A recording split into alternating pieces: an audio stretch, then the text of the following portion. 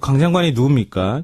유엔 사무총장 정책특보 출신이잖아요. 그렇죠. 인사청문회 과정에서 뭐 여러 위장전임이라든가 부동산 문제 이런 이제 문제 때문에 잡음이 좀 일기는 했지만 역대 외교부 장관이나 반기문 전 유엔 사무총장까지 외교부 장관으로 최적임자다 추천을 했을 정도로 다자 외교에는 강점이 좀 있습니다. 강점이 다자 외교예요. 그럼요. 예. 한 번도 못 만나본 사람하고 여러 번 얼굴 마주친 사람, 여러 국가들의 어떤 사람들을 알고 있다고 하는 것은 엄청난 자산일 수 있거든요. 그러니까 이분의 능력을 우려하는 분들도 대북 관계 네. 요쪽을 잘 알 것인가 요거를 염려는 했습니다만 다자 외교에 있어서는 인정을 그렇죠. 했던 사람이니까. 예, 맞아요. 예. 근데 아니나 다를까 어제 틸러슨 장관과 25분간 통화가 이루어졌는데요. 가장 눈에 띄었던 부분은 별도의 통역 없이 1대1로 거침없이 대화를 주고받았다는 겁니다. 외교부 장관이면 다 그런 거 아니에요? 그런 건 아니에요. 아니에요? 외교부 장관이라고 해서 이 일반적인 회담이나 뭐 이런 거 할 때 아주 예민하게 단어들이 오고 가고 있기 때문에 예. 그건 통역을 써야 돼요. 그래요? 예.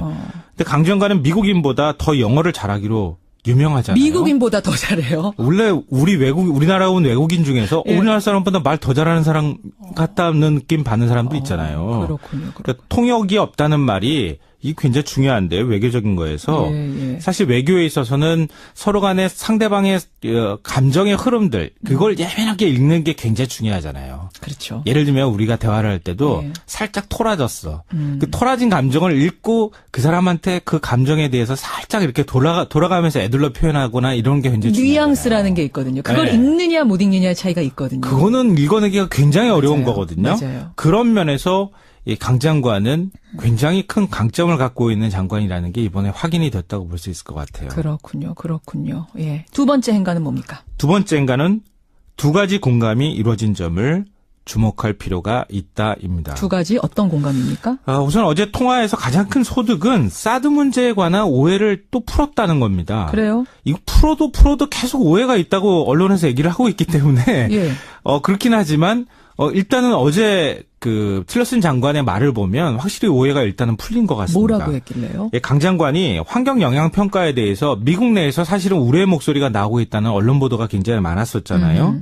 그게 사드를 중단하려고 하는 의도가 아니라 예. 민주적 절차와 정당성을 담보하려고 하는 목적이었다. 이렇게 설명을 하니까 틸러슨 장관이 동의를 하면서 한국 내 민주적 절차를 존중한다 이렇게 밝혔습니다. 그 단어가 나왔어요? 네네. 한국 내 민주적 절차. 그러니까 너희들은 환경 영향 평가라는 걸 받아야 되는구나. 그걸 예. 인정한 거예요. 그럼 예, 일단 그렇죠. 틸러스 장관 선에서는 예.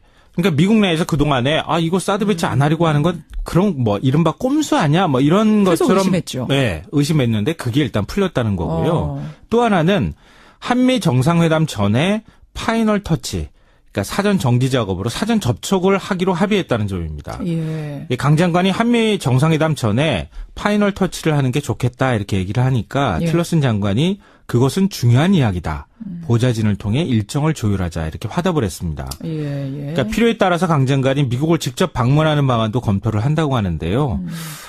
강 장관이 이 정상회담, 굉장히 중요한 정상회담 전에 외교부 장관으로서의 존재감을 보여줬다 이렇게 평가할 수 있을 것 같습니다. 첫 통화 성공적으로 이루어졌다라는 두 번째 행간. 세 번째는 뭡니까? 마지막 세 번째 행간은 불안을 조장할 필요가 없다입니다. 이건 무슨 말씀이세요? 우리나라 일부 보수 언론 요즘 보도태도 보면요. 한미 간에 엄청난 긴장, 엄청난 갈등이 있는 것처럼 자꾸 긁어부스럼을 만드는 것 같은 보도태도를 보이거든요. 이제 문정인 특보 발언 같은 거 크게 이슈화된 부분들. 네, 그것도 거예요? 사실은 뭐 굳이 그렇게까지 얘기 안 해도 되는데 트럼프가 뭐 환경 영향 평가 문제에 대해서 경로했다, 욕설까지 했다, 예. 뭐 이러면서 마치 뭐 상황이 진노한 것처럼 보도하는 그런 보도태도도 있거든요. 예.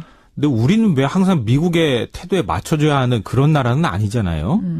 너무 사대주의적 사고가 있는 것 아닐까 이런 우려도 있는데요. 사실 내용적으로 보자면 한미 간에는 큰 이견이 없습니다. 방금 전에 사드 문제 말씀드렸죠. 예. 북핵 반대하죠. 원비어 사망 같이 규탄하고 있죠.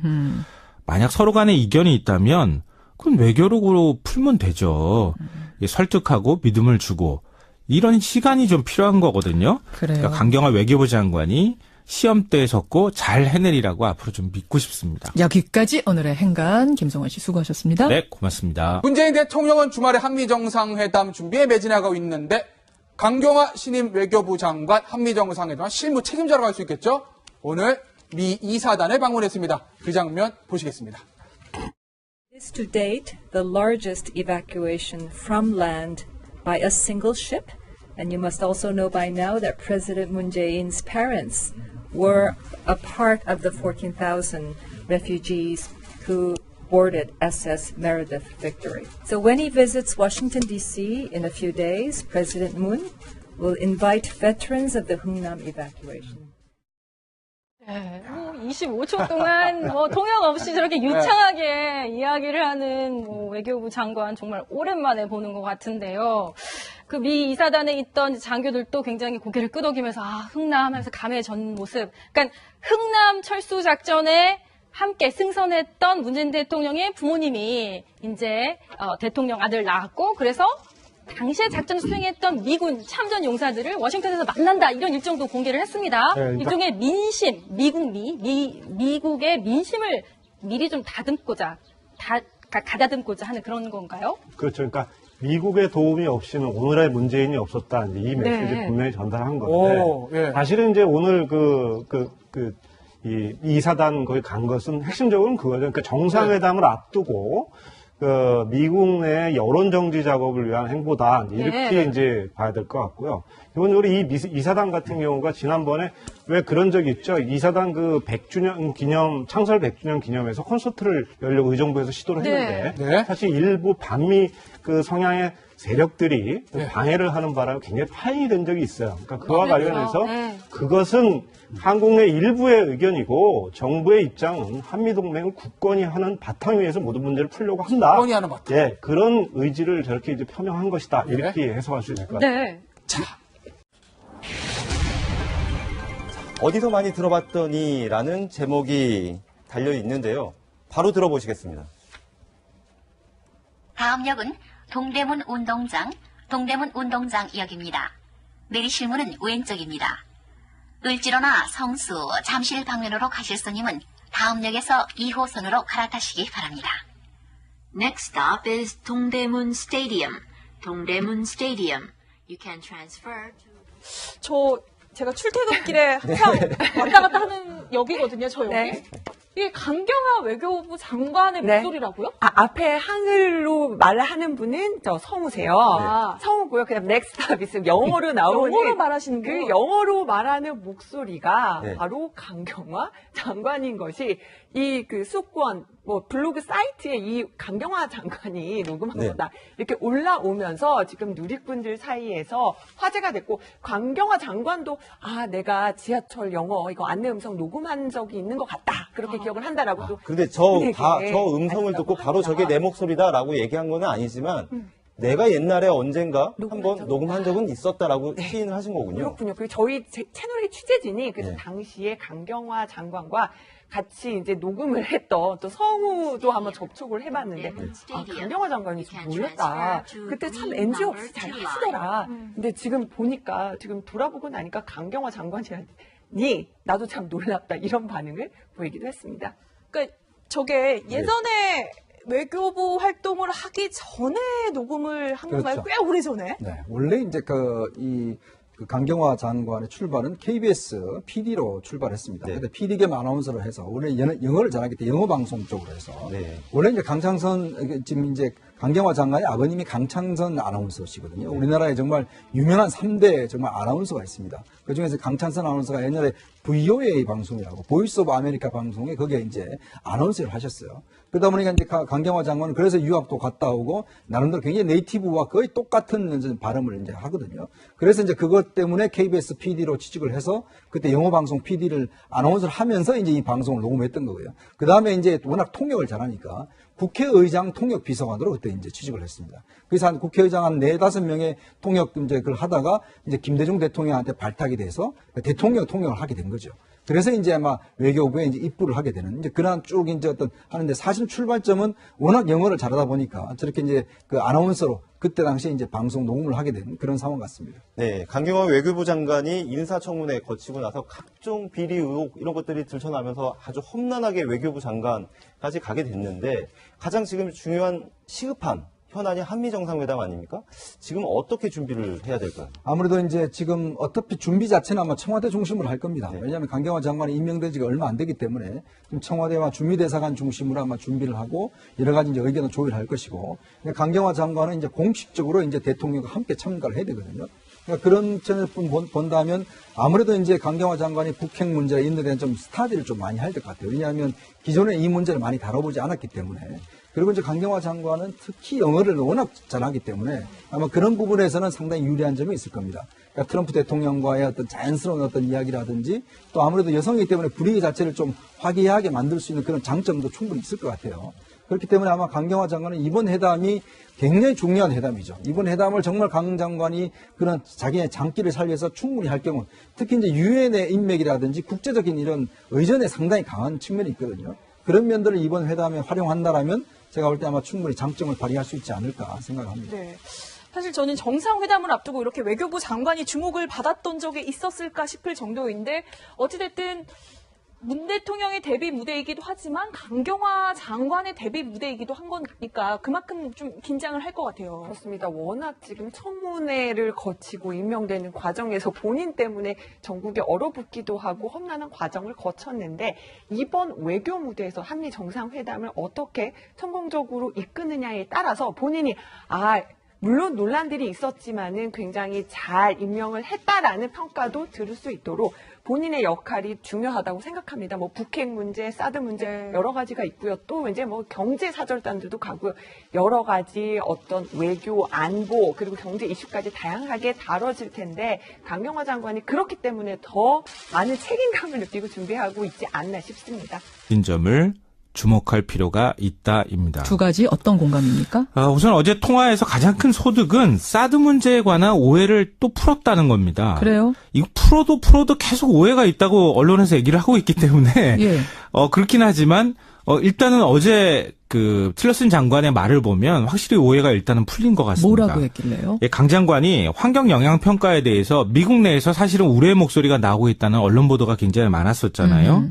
그게 사드를 중단하려고 하는 의도가 아니라 민주적 절차와 정당성을 담보하려고 하는 목적이었다. 이렇게 설명을 하니까 틸러슨 장관이 동의를 하면서 한국 내 민주적 절차를 존중한다 이렇게 밝혔습니다. 그 단어가 나왔어요? 네네. 한국 내 민주적 절차. 그러니까 너희들은 환경 영향 평가라는 걸 받아야 되는구나. 그걸 인정한 거예요. 그럼 일단 그렇죠. 틸러스 장관 선에서는. 예. 그러니까 미국 내에서 그동안에 이거 사드 배치 안 하려고 하는 건 그런 뭐 이른바 꼼수 아니야? 뭐 이런 아주 예민하게 단어들이 오고 가고 있기 때문에 그건 통역을 써야 돼요. 그래요? 예. 근데 강 장관은 미국인보다 더 영어를 잘하기로 유명하잖아요. 미국인보다 더 잘해요? 원래 우리나라 온 외국인 중에서 우리나라 사람보다 말 더 잘하는 사람 같다는 느낌 받는 사람도 있잖아요. 그렇군요. 그러니까 통역이 없다는 말이 이게 굉장히 중요한데요. 외교적인 거에서. 사실 외교에 있어서는 서로 간에 상대방의 감정의 흐름들, 그걸 예민하게 읽는 게 굉장히 중요하잖아요. 그렇죠. 예를 들면 우리가 대화를 할 때도 살짝 토라졌어. 그 토라진 감정을 읽고 그 사람한테 그 감정에 대해서 살짝 이렇게 돌아가면서 애들러 표현하거나 이런 게 굉장히 중요해요. 뉘앙스라는 게 있거든요. 그걸 읽느냐 못 읽느냐의 차이가 있거든요. 그거는 읽어내기가 굉장히 어려운 거거든요. 맞아요. 그런 면에서 이 강 장관은 굉장히 큰 강점을 갖고 있는 장관이라는 게 이번에 확인이 됐다고 볼 수 있을 것 같아요. 그렇군요. 예. 두 번째 행간은 뭡니까? 두 번째 행간은 두 가지 공감이 이루어진. 강 장관이 누굽니까? 유엔 사무총장 정책 특보 출신이잖아요. 그렇죠. 인사청문회 과정에서 뭐 여러 위장전임이라든가 부동산 문제 이런 이제 문제 때문에 잡음이 좀 일기는 했지만 역대 외교부 장관이나 반기문 전 유엔 사무총장까지 외교부 장관으로 최적임자다 추천을 했을 정도로 다자 외교에는 강점이 좀 있습니다. 강점이 다자 외교예요. 그럼요. 한 번도 못 만나본 사람하고 여러 번 얼굴 마주친 사람, 여러 국가들의 어떤 사람들을 알고 있다고 하는 것은 엄청난 자산일 수 있거든요. 그러니까 이분의 능력을 우려하는 분들도 대북 관계 요쪽을 잘 알 것인가 요거를 염려는 했습니다만 다자 외교에 있어서 인정을 했던 사람이니까. 예, 맞아요.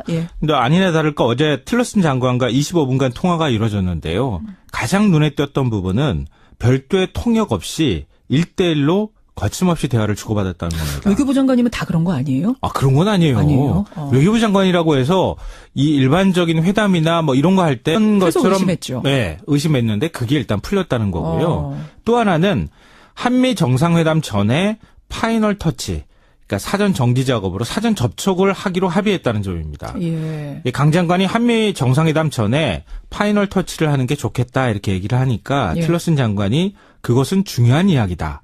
보좌진을 통해 일정을 조율하자 이렇게 화답을 했습니다. 예, 예. 그러니까 필요에 따라서 강 장관이 미국을 직접 방문하는 방안도 검토를 한다고 하는데요. 강 장관이 이 정상회담, 굉장히 중요한 정상회담 전에 외교부 장관으로서의 존재감을 보여줬다 이렇게 평가할 수 있을 것 같습니다.